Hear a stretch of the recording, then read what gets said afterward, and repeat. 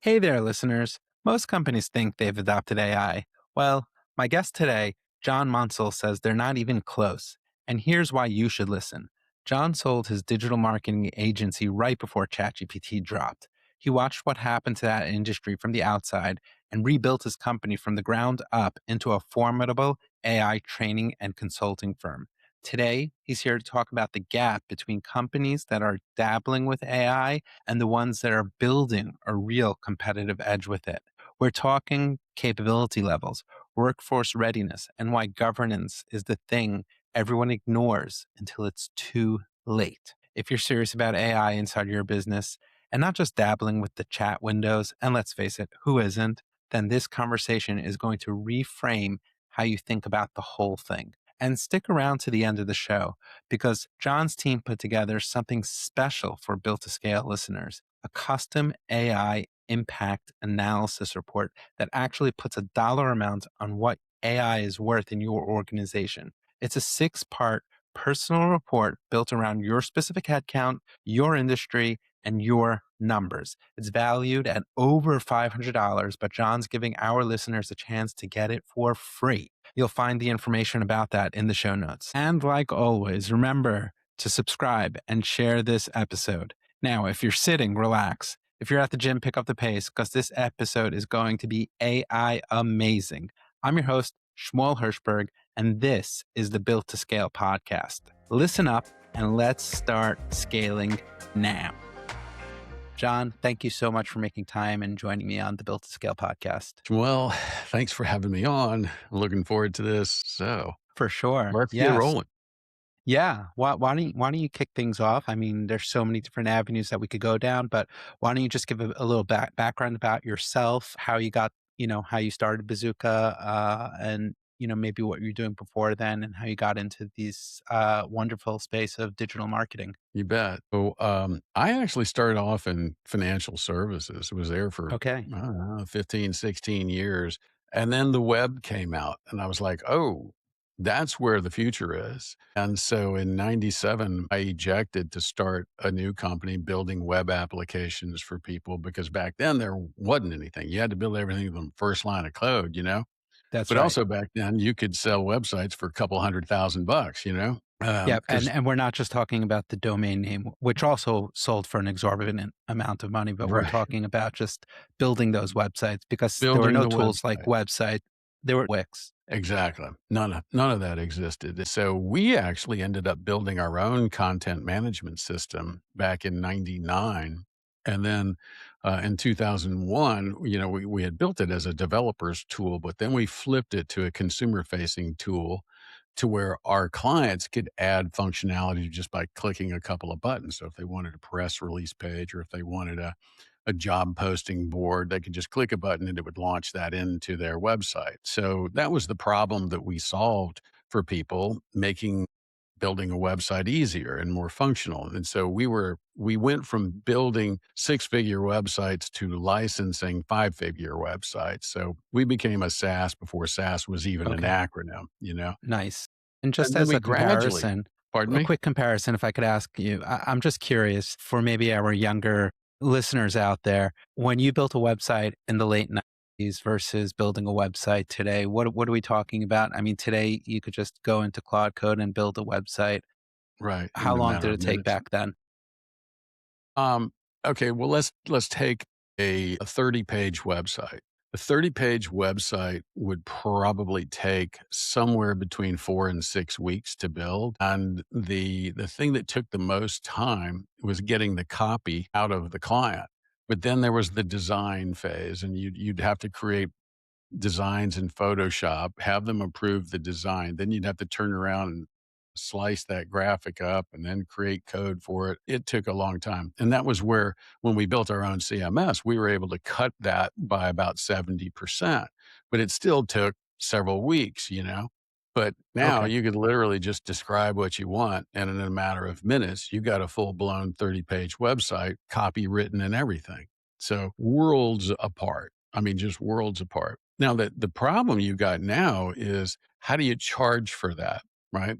Because this is where the paradigm shift really hits. We're so used to charging by the hour, right? 100%. But if we charge $25,000 for a website because it would take us 6 weeks to build, and now it takes us 6 minutes to build, what can we charge and how long can we get away with it before somebody says, "That took you 6 minutes. I could just build it myself," you know?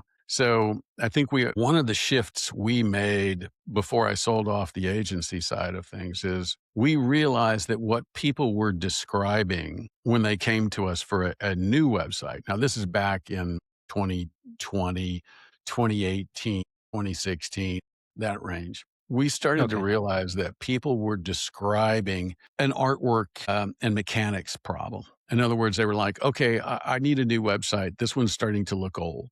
Well, at that point, they're describing something that's basically a commodity, right? So Mhm. they're saying, I need it to look prettier. And so our price point would go down and down and down because we're in a red ocean with everybody. I used to say everybody who ever got laid off from a job becomes a web developer, right?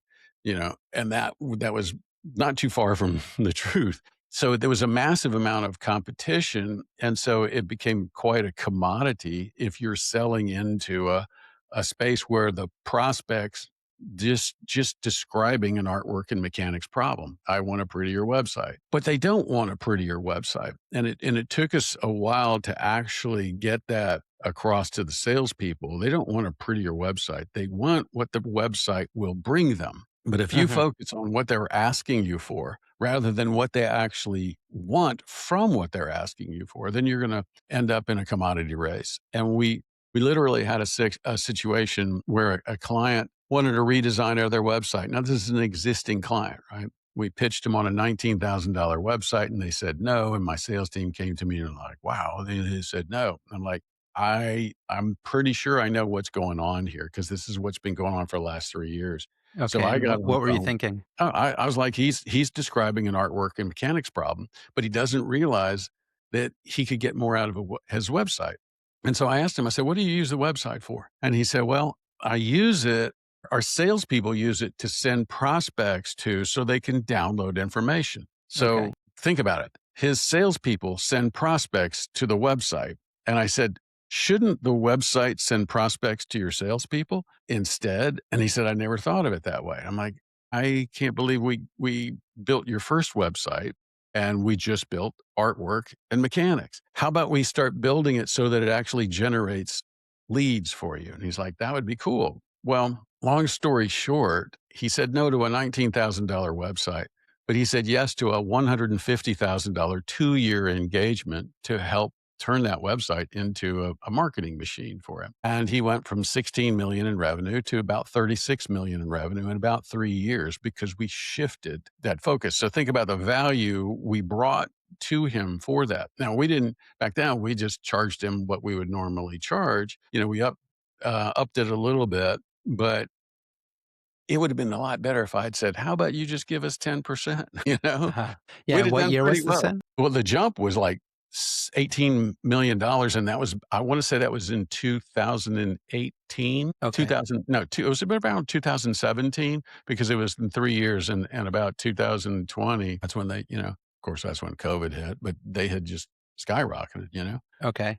But then Uh, you saw AI coming, right? well, yeah, exactly. So my kids had all kind of graduated from college. My wife and I were like, yeah, it would be nice if we're portable, not so tied to office space and employees and everything else. And so I was like, this could be a good time to sell the marketing side of the company. And I didn't really want to sell the name. I just wanted to sell the clients because I thought, if I sell the entire business, then there's a massive amount of due diligence you have to go through and all that junk. I'm like, how about I just sell you the portfolio of clients? The valuation is significantly greater because it's a multiple of the recurring revenue, right? Okay. So the But you original thought, retained we had started to use AI to write copy, but back then it was just Jarvis and Copy AI, right? So they were basically tools to get you started from a blank sheet of paper, but they talked in circles. It wasn't all that great. So, but I thought, okay, well, this is interesting. But my main thing was let me just unsaddle the agency or from the agency. And then I spent the next year working with CEOs to try to figure out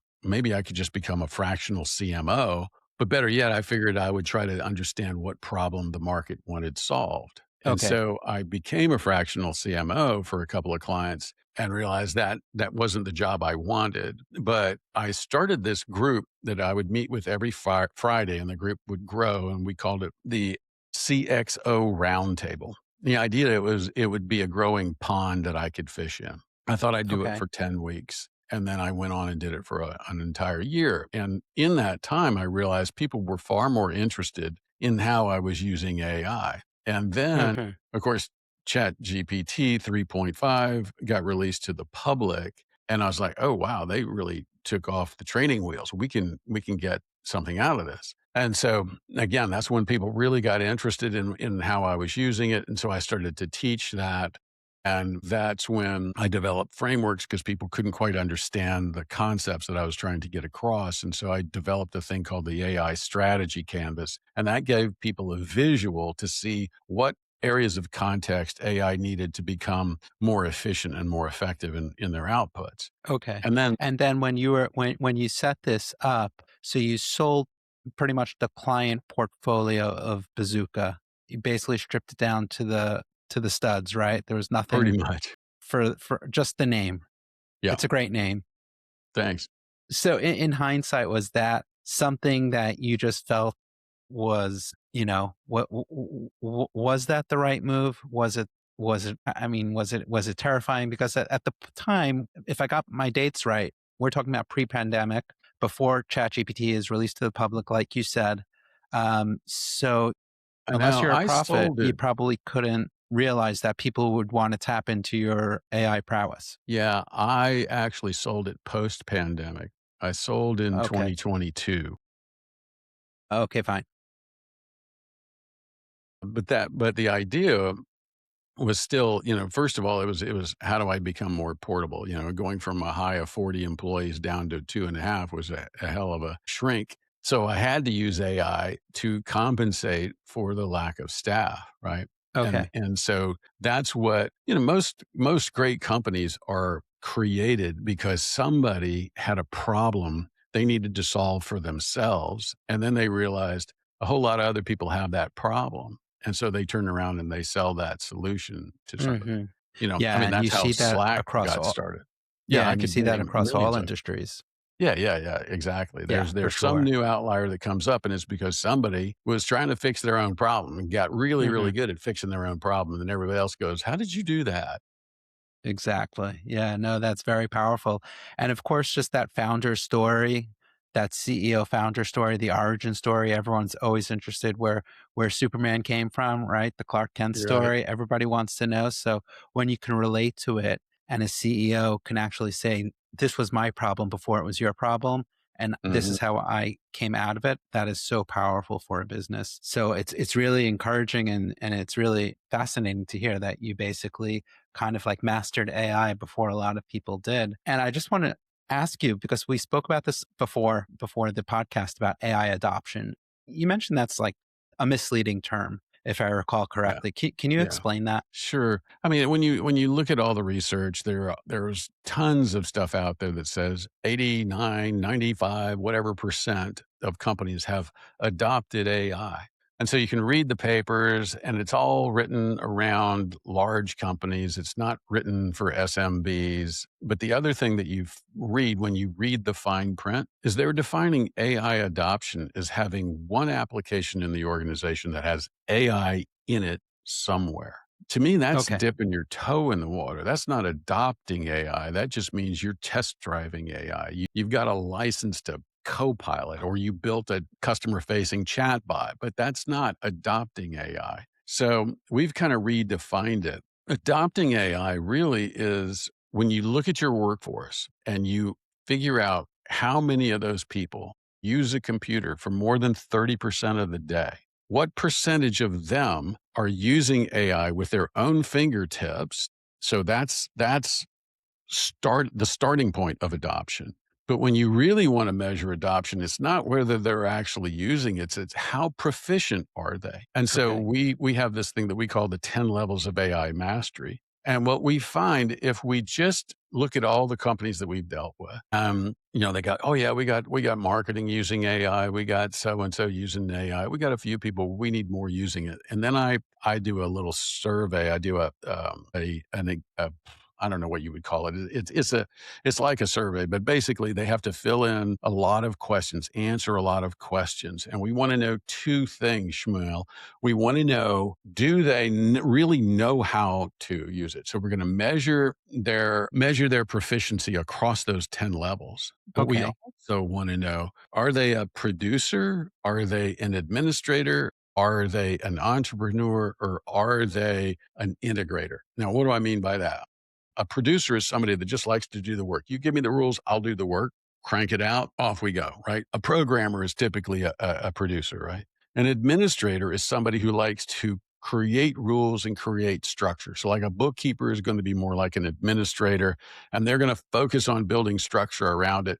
The producer loves the structure that the administrator hands because then they just leave me alone. I'll follow those rules. The entrepreneur is the idea person, that person that's constantly pushing the limits, the early adopter, the one that really wants to try new things and is willing to take the risks to do it. And the integrator is that person that is really trying to create culture and community. So I want to know who you are. What's your primary driver in that four spectrum? It comes, by the way, from Specifically for AI. yeah, yeah. Well, no, no, I mean, well, for anything, quite frankly, Okay. but it comes from a book called Corporate Life Cycles by a guy named Ichak Adizes, Adizes. Highly recommend it.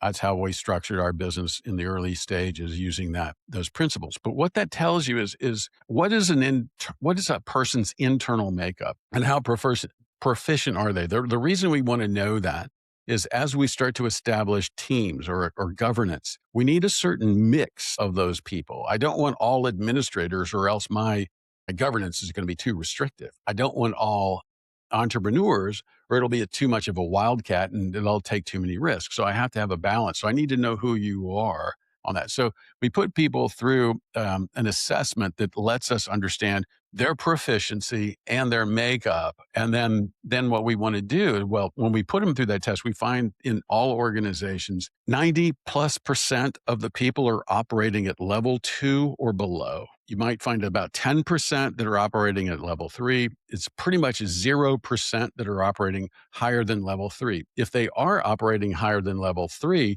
they've jumped to like a level 6 and they've skipped a lot of steps. So what they are building at level 6 typically breaks and is fraught with problems or risk. So what we do is that adoption is we want to get the organization to where the majority of people are operating at level 5 and 6. And we know, when we're starting to build an initiative, I want to know who's the team that we're going to put together for that initiative. And that's where the PAEI mix comes into play. Does that Okay. make sense? It's a Yeah. Yeah, this complicated makes a lot of area. sense. Yeah, yeah. I'm familiar with Patrick Lencioni. He wrote The Six Types of Working Genius. I also Yeah. read The Five Dysfunctions of a Team, Yeah. which was like about like a basketball coach. Yeah. Yeah, it Similar. resonates. Yeah, Yeah. yeah, it's very similar. But when you get it down, it's really amazing. We did this, gosh, 15 years ago with our own team, and I wanted to illustrate to people just how effective this is. But I didn't tell them, what I was doing. At the time we had about 40 employees. We had an annual meeting to kind of set forth what we were going to do for the year. And I just kind of knowing who people were because I kind of worked with them over the years, I could figure out pretty much who the idea people were, who were the producers, who were the administrators, and I had a good idea who those connecting types were. So what I did was we were in a big auditorium and I put them in different corners. So I put all of the entrepreneurs in one corner, all of the producers in the corner, the admins in one corner. Now, I didn't have enough integrators, so I had to mix a bunch into that fourth quadrant, if you will, because I just didn't know. Okay. But it was When hilarious. people The out hear I just want to just pause for 1 second and just explain this and dig a little deeper. You mentioned the programmers, they're like equivalent for the most part to producers. So we Mhm. have integrators, entrepreneurs. What are those types of roles? if you can, like let's say a VP marketing or VP finance or something like that. How does it normally, how does your room normally look when you divide it? And Well, you gotta remember that everybody's got a little of each in them. It's just a question of which one is going to be more present, which one is the dominant trait, okay? Sometimes you have 2 dominant traits. I'm an E. I'm like a high E, but I got people that are, E's and A's, you know? So, when I say that a programmer is a producer, what I mean is, for the most part, they just like to produce, but some of them have a lot of entrepreneur in them because they like the creative aspects of programming. It's a question of where's that mix. When you get into bookkeeping, like I said, that they're more about structure, but it also could be that you have a programmer who's really about structure. So you really have to kind of identify where they are. So I'm just giving you a okay, classic stereotype role, but it isn't necessarily completely true. It's just a gotcha. matter of how do they think, how do they solve problems, and how do they go about their work that makes a Amazing. difference. Does that make sense? Yeah, yeah, that makes a lot of sense. I think it's very clear. So let's go back to the auditorium where you divided Yeah, yeah, everyone. sure. Well, what we did was I gave them all 5 minutes and an exercise. And the exercise was this: list as many uses for a brick as you can. Ready, set, go. And they all had flip charts and Sharpies, right? And they went after it. And it was the funniest thing you'd ever seen because the administrators spent probably a minute just determining who was going to be the scribe, how they were going to organize the thoughts, and they were very methodical about how they went with it. And their list was beautiful. It was numbered, it was lined up, it was amazing. And then you had the producers.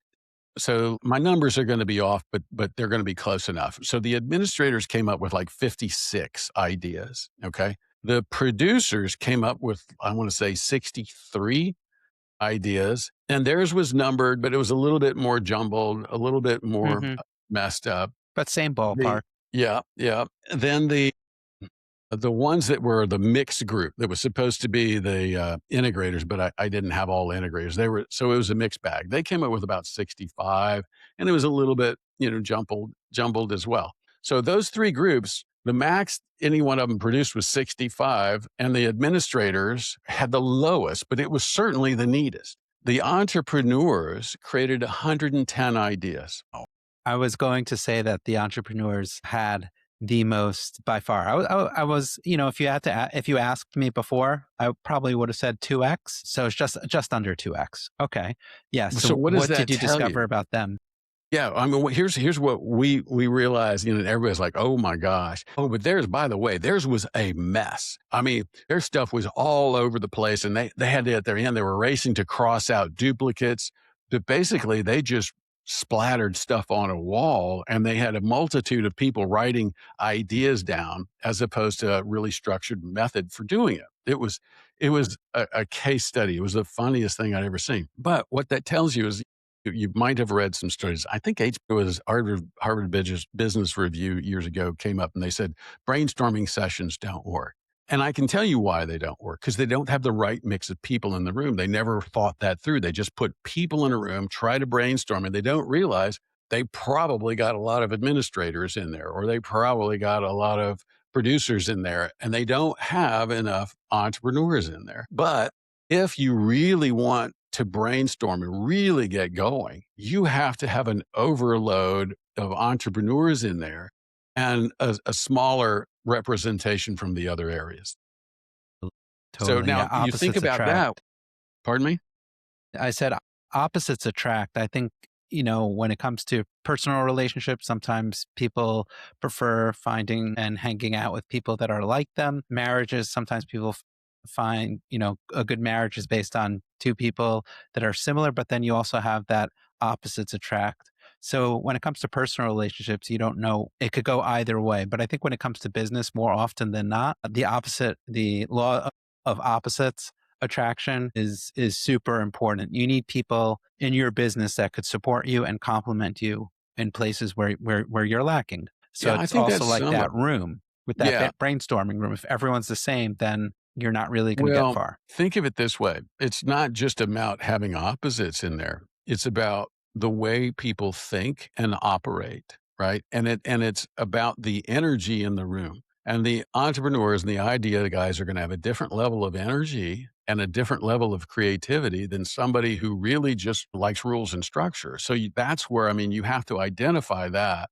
So think about this: if you're in a company and like let's just say that we got the entire team now operating at level 5 or level 6, and we say, okay, now let's come up with some ideas for new applications for AI that we can use. Well, it makes sense to figure out who's going to be in that room. You don't want the wrong mix. So you have to know what the chemistry is in order to think that through. You need the people that understand the technology, sure, but you also need some people that can riff on any idea that comes up and elevate that, right? And that's why the chemistry is so important, and that's why we work with companies to do that. So we have this whole assessment that we put people through, and then we have also what we call an impact assessment. And an impact assessment gives somebody the economic impact or potential of leveling up everybody to a level 6, in their organization. So it literally will help them calculate what that would look like. And it's always shocking because, you think about it, if I get somebody at a level 6, I'm basically making sure that they shave off at least 10 hours a week because they're building their own tools. They're not buying tools, they're building tools, and they don't need a massive amount of oversight because they know their job better than anybody else. And so they're just going to build something to make themselves more efficient. So if I can take one person and shave off 10 hours a week of their time, I've just increased capacity by 520 hours for one person, right? You do the math on it. Annually. I'm Correct. Now, okay. what happens if I have 100 of these people that I just gave an additional 10 hours of capacity per year? That is 52,000, right? 52,000 hours. Multiply that by whatever you could multiply it by one of two numbers. Their fully loaded cost, and that'll give you an idea of what their the impact would be if you didn't have to hire that many people, or you multiply it by the amount of revenue they're supposed to produce. If they're producing a product that you turn around and sell for 4x, that's a pretty significant economic impact. So you want to know what that number is. And that's where I go back to that original example I was giving you of that client of ours that was describing an artwork and mechanics problem. People don't want training. They want what the training will give them, right? They don't want AI. They don't want ChatGPT. They don't want Claude. They don't want whatever. They want what it will bring them. But they've never sat down to calculate what that is. And so when we get into that talk about AI adoption, they're not calibrating that correctly. And they're not, adoption leads to transformation if it's done right. If you look at adoption as just dipping your toe in the water, no transformation occurs. Does that make sense? Okay. Yeah. Yeah. So when you're sitting down with the CEO consulting with them on an AI project and they just blurt out, yeah, our company uses AI. What are you really asking them to get to the heart of that, to see if they're just, they just have ChatGPT on their computers, or if they're really, really, elbow deep in Yeah, I typically, well, first, it's strange because most CEOs are calling us and going, "What do I do?" On the okay. other end, if we're working with a CEO or a COO most of the time, they're like, "Yeah, we got a handful of people using it, but we know that we have what is referred to as shadow AI." Right. We know we have people bringing their own AI to work. They're using their own ChatGPT license because we don't want them using it. We're afraid that they're going to put something in there they shouldn't. So they have no governance. They have no controls over that. And they know that's starting to run amok. But they also don't have any standards where everybody has learned it the same way. They've all kind of figured it out themselves, and they all have different habits, and nobody knows whether they're doing it right. Nobody knows where they're really doing it exceptionally well. Hmm. And so consequently, you don't have any shareable skills in the organization either, right? Nobody knows what the next person's doing. The odds are they're doing redundant work. So it's just a big mess. And so What we want to do is say, look, how many people are using AI? The first thing I would say is, I want to know how many of your employees are using a computer for more than 30% of the day. And then I want to know how many of those are actually using AI with their own fingertips, not a hand down application that has AI embedded in it, like an Oracle ERP system that happens to have some AI in it.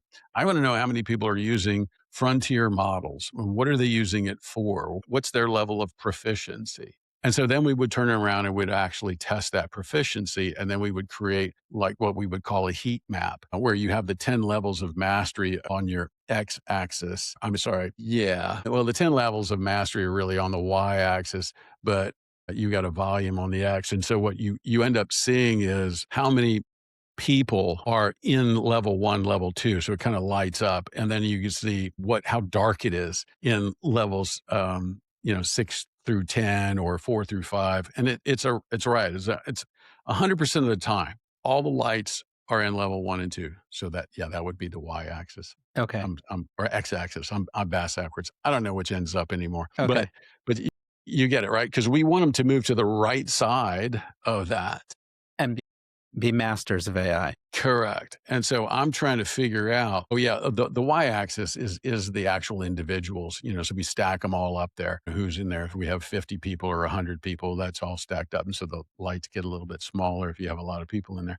But it's so fascinating to see that heat map and see how lit up it is on the left side. And they're like, well, these guys have been using it for a couple of years. And what we found is, to get to level 5 or 6, if you're left to your own devices, and to get there proficiently, it takes about 19 to 24 months, just because you got a real job, right? Those of us who are immersed in it, well, that's all we do all day long. But if you got a regular job, it's hard to squeeze in ways to learn how to use AI more efficiently. And so it And takes that long yeah, to get to level and 6. it's almost like you're fishing on going down a river because things are evolving, right? Yeah. In Yeah. another 24 months, what we're learning today is going to be, worthless. Well, I kind of liken it the same way I used to give people the comparison on SEO. It's walking up the down escalator. The algorithm is always changing on SEO, and people are always trying to beat you to the number one position. So it is very much like walking up the down escalator. With AI, trying to keep a hold of it is really like trying to walk up the down escalator, but that down escalator is moving so fast, you can't even sprint and see yourself move. I don't know, you're Okay. probably not old enough to remember the Jetsons, but there's I think it's at the closing side of the Jetsons where you see George running on the treadmill and Yep. he hollers the chain Yeah. Reruns. stop I the train. remember the reruns. Yeah, yeah. Yeah. Well, I'm old enough to And remember so when the you original episodes. so when you come to a company and I think that this is pertinent for any company is, when we talk about AI adoption, who actually owns it in the company and how does it disseminate to all of the employees Great properly? question. Yeah, great question. So what we typically see is they'll make IT own it, and IT is typically run by administrators. And so then it becomes restrictive. What you really need to do is establish an entire I don't know what you call it, division of your company or Like an whatever. advisory It board, needs to be, yeah. Well, so we have, okay, think of it this way. As your level of mastery increases, you're using more complex architecture, right? If you get into level 7, which is building automations, you now have to create API keys, you need a whole lot of stuff. So the sophistication of your AI architecture increases as you start moving up that ladder, right? So the tools you need to access are going to be more complicated and more risky. So as that increases, your level of governance needs to increase as well. So we call that the 3-axis AI maturity model. So the more somebody needs access to APIs or any other kind of endpoints or external data sources or confidential internal data sources, I need to improve the level of governance. So we typically start off with an AI center of excellence at the lower levels, and that's the one that encourages people to experiment, but we give them a pretty controlled sandbox and limit what they can do. But we want them to experiment and get better at it. And when they start approaching level 5 and level 6, then we might move into an AI governing board. And the governing board then approves them on an individual level as to what they can now touch and play with, because again, it's about security. Then when they move in the higher levels, we have an AI council, and the AI council is going to be the one that dictates the rules, whereas an AI center of excellence has guidelines. So there's a distinct difference between a guideline and rules. Rules and policies have consequences. Guidelines are, they're like the bumpers you see on a bowling alley that just kind of keeps the ball in the middle, right? That's a great But analogy. But that's what we want to try to do. And so it needs to be separate from because it needs representation from all the different groups, and it needs to be a balanced chemistry as well. That way it moves the way it's supposed to, and people learn at the pace they're supposed to. The other thing that needs to sit in governance is the training aspect itself. So it's not just about the security and the rules and the access to the technology, but it's about monitoring the training and the levels of expertise that people ascend to, and understanding what the collective density of knowledge in the organization is. You need that collective density of knowledge to be pretty significant. And right now it's at dangerously low levels. Okay. And I imagine that with people using their own AI models, meaning their own login, personal logins for, let's say, ChatGPT or Claude, that is something you are, in terms of companies, that's something that we should be against, or we should Yeah. encourage No, you that. don't want to do that. You don't want to do that because it's risky. You don't know what they're doing. You don't know what they're putting in there. You don't know whether they've learned what buttons to turn off. We don't know whether they're using a free model, which then, like they always say, if it's free, then you're the product, right? And so when your information is used to train a model and you're uploading confidential information, whether it's the corporate financials or personal health insurance or health information, all that stuff, that goes out there to train the model. Now the rest of the world has access to what could be your proprietary information. We don't want that. The other thing is those people that are really on the bleeding edge and they're installing things on their laptops that you don't know about. It's the same thing with a virus, right? Somebody out there could be plugging in their computer that's got a virus in it into your network, and now all of a sudden your network's exposed. It's infinitely more risky with AI, though. So if somebody went out, for instance, and they installed OpenClaw, and OpenClaw went out and pulled down some of these free libraries and skills in it that are malware, and what was it, 1 out of 5 is malware, and then they plug it into your network, you got a risk that you have no idea how bad things can get. So that's why that needs to come under control. So that's why an AI council needs to have representation from a lot of areas. And one of the things that we do once we help a company stand up their AI governance, we actually we put them through a role playing exercise where we simulate either an AI breach, or an agent gone rogue, or some other cyber attack. And we have about 6 people in on it. It's a tabletop exercise. And every time they have to apply resources, et cetera. But man, the minute they apply resources, something else happens that they're not expecting. And these are all, legit. And they're like, oh, wow, I didn't think of that. And that's why we have about 6 people in there. And it's not all IT. There might be somebody from PR, it might be somebody from finance, might be an executive in there. So there's a bunch of people in there, and they all get to see, if this thing hits the fan, who do we call and how do we deal with this? You get a breach, you've got a certain number of hours before you have to declare it to the public, and then you have to disclose it. So now you got legal requirements, right? You got HR requirements, you Okay. got finance requirements. It's a mess. So how do you deal with that? Right. And that's the idea. We run them through that exercise. That shows them, okay, well, we need to add this to our governance. We need to add this to our SOPs if something happens. So it's like battle testing your governance so that you understand where we got holes in this system. Make sense? Yeah, no, that makes a lot of sense. Yeah. And I love how you said if a product is free, then you are You're the the product. if yeah, then you are the product. Yeah. I see that in the digital marketing world. When it comes to, let's say, meta ads and also email. When people are using Facebook, right? The ads need to serve them. So Facebook needs to get the right ads, right? If you are scrolling through your feed and all of a sudden Facebook is giving you ads that are not connected to your likes or interests or hobbies, then it's going to turn you off. It's the same thing when it comes to email. Like Gmail needs to make sure, right, that it's filtering the right emails and pushing those into the spam box, and making sure the B2C emails are going into your promotions folder, and so on and so forth. It's something that we don't think about, how we are the product, because we're using these free solutions. I Yeah, wanted well, to it's ask you a pretty little bit obvious. about yeah, I wanted to ask you a little bit about your book, InGrain AI.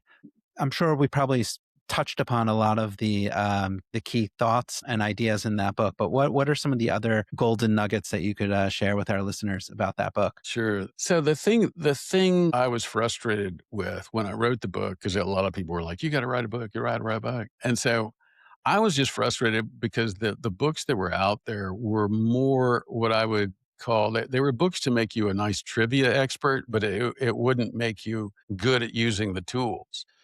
And businesses didn't really know how to proceed, and they were all just going about it the wrong way. So the book is designed to help a business learn how to scale AI in the organization. And so we give them the frameworks that we teach. We give them there's a whole section on setting up governance so they understand that. We give them the explanation of the PAEI framework so they can understand that. And then at the end, I even give them some specific prompts. So I show them what we call scalable prompt engineering, which is a way to structure a prompt so anybody can come behind you and understand how that prompt works. Now, the new book that I'll be coming out with is more going into those 10 levels of mastery. So if you think about the first book is getting you started, but really understanding how to set up your company so that you can scale it. The next book is about how do we increase our proficiency and how do we build more capacity into the organization by using it the right way. That Okay. book hopefully will be out sometime this year. I I gotta wait. love, I was just going to say, your first book, it will probably be outdated and it will need a volume two. So I'm glad to hear that you Yeah. are already working on this Well, here's what I can and tell you. keeping things updated. I thought the book would be outdated, but it turns out that, I'm not teaching how to use a specific model. I'm teaching what I would refer to as timeless principles. So it hasn't outdated at all. And in Okay. fact, this morning in our group, we have an InGrain AI community. I wrote a pretty significant blog post about ChatGPT 5.5 because it does change how you prompt a little bit. It doesn't change what we've taught. It just has people adjust a couple of things in how they actually interact with AI when you're in level 5 and level 6 or 7, 8, or 9, right? So, but the structure is still the same, but we just migrate a little bit. But the new book is really now that you have AI in the organization, how do you scale the capacity that you create and how do you scale the proficiency of everybody and how do you do that with minimal risk, right? Okay. And so that's the theme of the new book because man, things are going so fast. I'm surprised how many businesses haven't really gotten a grip on AI adoption. Are you familiar with a company called Ramp.com? No, I'm not. I mean, good company. They keep calling me to they I don't even remember what their whole business model is. It is about expense reports and credit cards and all kind of stuff. But anyway, good company. I'm just not big enough to use them. But they were all excited because they had a 99.9% AI adoption rate. In other words, 99.9% of their employees were all using AI. But then they realized they weren't getting the gains they thought they would get. And it was because everybody was stuck. What they didn't actually say, but if you read through the read between the lines, you could figure it out. All of their employees were operating at level 1 and level 2. Even though they had 99% of them using it, they were all at level 1 or level 2 because they'd never created formalized training to elevate their expertise. They just gave them entry level training. Here's how you ask a question. Here's how you get a response. That's Okay. not good enough. And right? then like a level 3, level 4, what does that look like? Well, so level 1 is basically just ask a question, get a response. Level 2, you're like, I should ask this question a little bit differently. Level 3, you're getting into, okay, what context do I need to provide? How do I know what context that would be? How do I structure the prompt so that I don't have to say this over and over again? When you get into level 4, you're now storing prompts and you're sharing them, and you got a whole team around you that now you're sharing structure and ideas so that there's not a whole lot of redundance. When you get into 5, now you're creating knowledge-based documents and you're learning how to expand what you're getting out of AI, but store it. And then you might even create a prompt database where you're storing prompts, but you're also storing the knowledge-based documents. And then you have to figure out, okay, who's curating all these? Because, if you were to build a project in, say, Claude, or build a Gemini gem, or build a project in ChatGPT, or build a space inside of Grok, whatever those are, none of them share the same file structure for the knowledge-based documents. In other words, if you're in a team environment, you could connect them all to your Google Drive, but that's your personal Google Drive. If you update one knowledge-based document, you have to go figure out which of these Gemini gems and Claude projects, et cetera, have that knowledge-based document.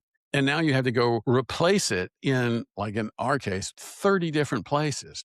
So they're Okay. not there yet to where you can get it to where we're just going to, have one central repository, because most people are using it from the front end. On the other end, if you're using it with APIs and all that stuff, that's a whole different structure. But that's a big challenge for people. So that's why you have to move up in those levels of mastery. But if you're starting to build knowledge based documents and everybody else could benefit from that, I don't want 7 people creating a giant knowledge based document about our products and services. I just need one universal source of truth.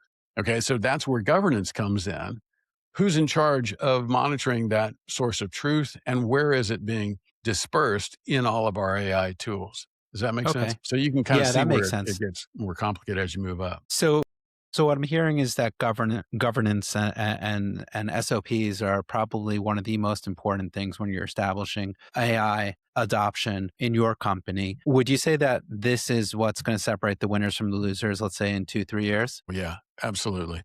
Yeah, and then it's funny because it's the one that's least there are 2 things that people leave to the last minute, and it's the wrong 2, and that's training and governance. They generally just look at governance as somebody scan Google and find me a AI use policy document, and we'll just swap out some words and we'll make it ours. And presto, we have governance. That's not governance. And likewise, training isn't cutting people loose in Coursera and saying, figure it out, or go watch a bunch of YouTube videos and figure it out. That's not it. Structure is what gets you there. Like, for instance, I think I mentioned before, to get to level 5 or 6, left to their own devices, it'll take an employee 19 to 24 months.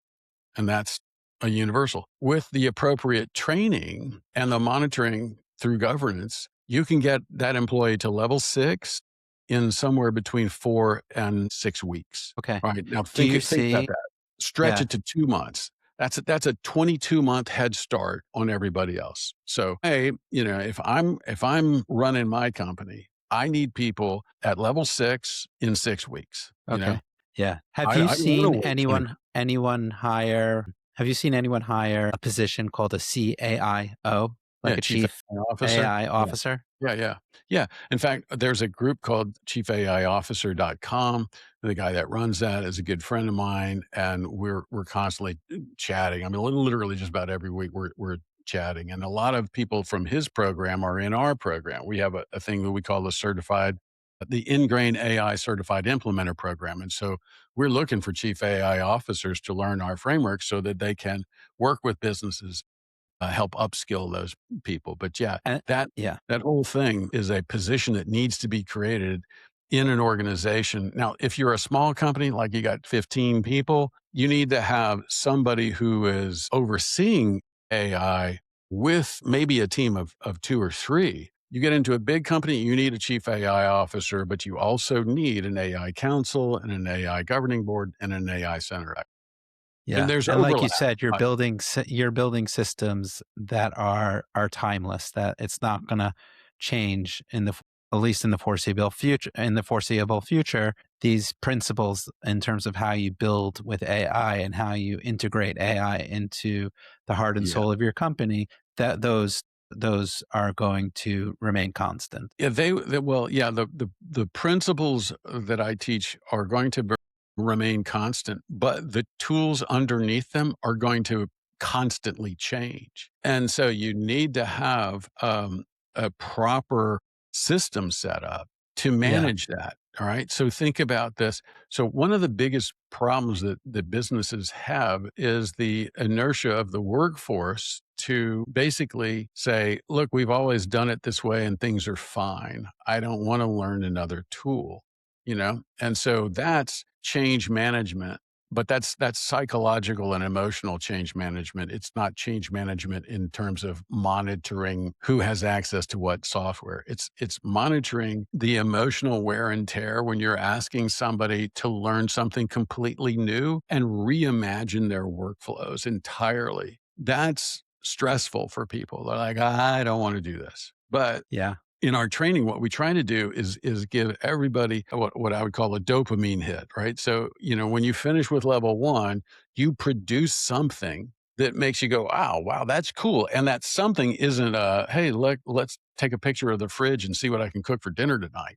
You know, it's something that will apply to your specific job. And then you go through level two and you learn something else for your specific job. The idea is that at each level, you produce something that shaves off the amount of time it took you to learn how to do it, right?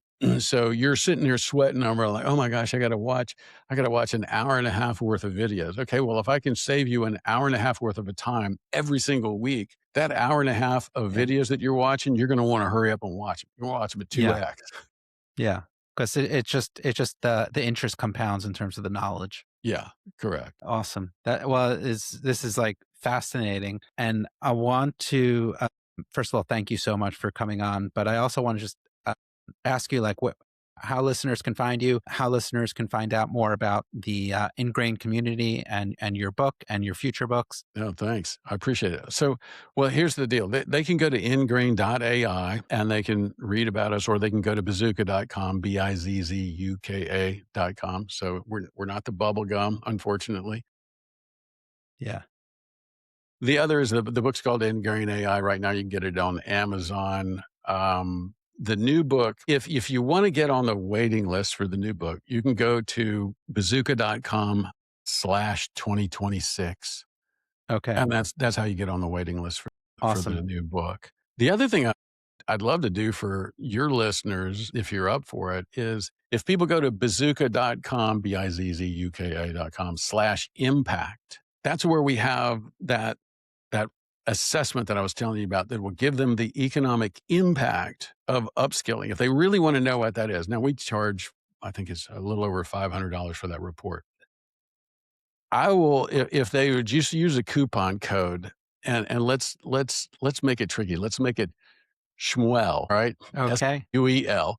If they use that coupon code in there, I'll drop the price to 0 and then they'll give them 100% off. I'd only want to do that for your listeners because I think it'd be a good thing and they'll at least understand what the potential is in their organization. I think it's critical that everybody Amazing. get that first. Amazing. Yeah, we'll drop those links in the show notes. And like John said, he's giving away that assessment test for free. So thank you so much for that. And you know, for me, this has been real eye opening. I know I learned a lot. So again, thank you so much for coming on the Built to Scale podcast. Awesome. Thanks for having me on. It's been a blast.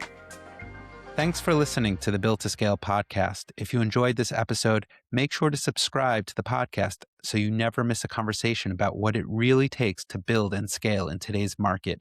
For more information about Built to Scale and how we help companies grow, visit builttoscale.co. If you have suggestions for future guests or topics, send us a note at podcast@builttoscale.co. We'd love to hear from you. Until next time, this is your host, Shmuel Hirschberg. And remember to keep building, keep testing, and keep scaling.